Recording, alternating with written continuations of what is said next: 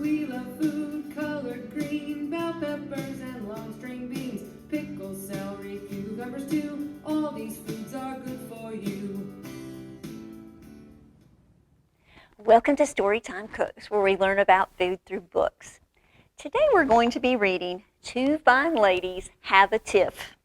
This story is by Antonia Zeller, and it's published by Random House. Now, in this story, there are friends that don't always get along so well. So we're going to see what happens, because sometimes we have to deal with that in our families or with our friends too. Two fine ladies woke up one day. One of them yawned, the other one frowned. That might mean she's not in a very good mood. Cover your mouth when you yawn, said the fine lady with her frown. It's not polite to point, said the first fine lady. Pooh, said the other.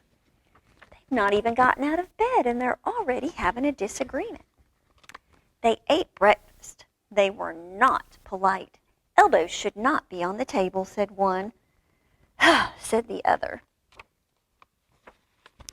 They got dressed. That is not your color, said one. It looks like they're playing dress up. They have on some fun clothes and some big hats. I think they're in for a fun day. Maybe. Those are my beads, said the first. They are not, said the other. They are so, said one. Are not, said the other. Oh no, look what's happening. They're pulling on that necklace. Oh no, the beads broke. What do you think happened when the beads broke? That's right, they went everywhere. One fine lady began to cry. Her beads were all over the floor.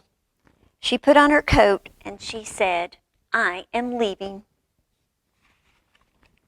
She went outside. The other fine lady said, Good, I will spend the rest of the day alone. Let's see what's going to happen next. The lone fine lady made some tea.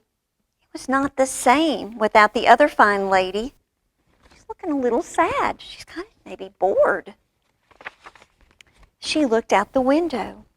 The other fine lady was on the porch, on her porch, and she looked very sad. One fine lady picked up the beads and she strung them back together.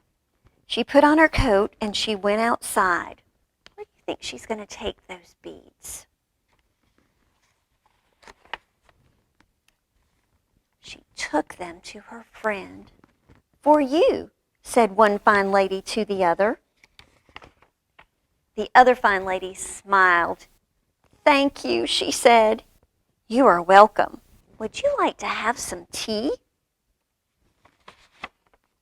And the answer was yes.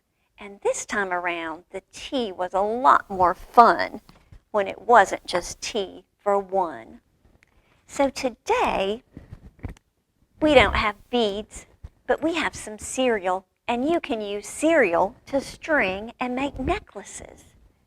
So this might be a fun thing to do on one of those days when it's not really nice enough to go outside.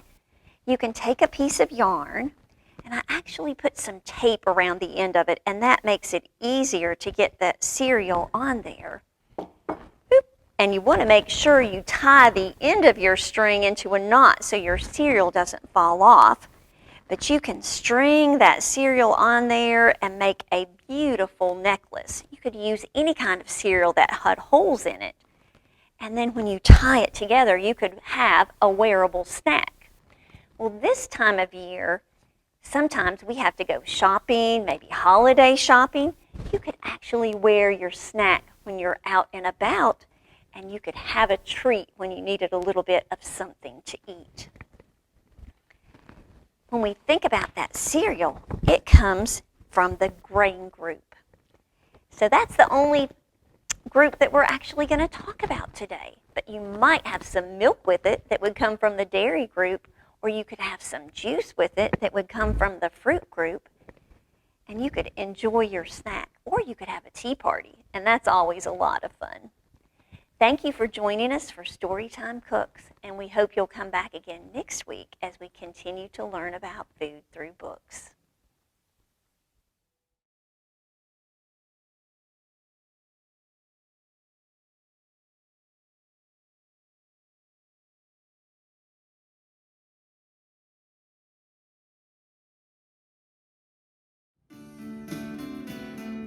We love food colored green, bell peppers and long string beans.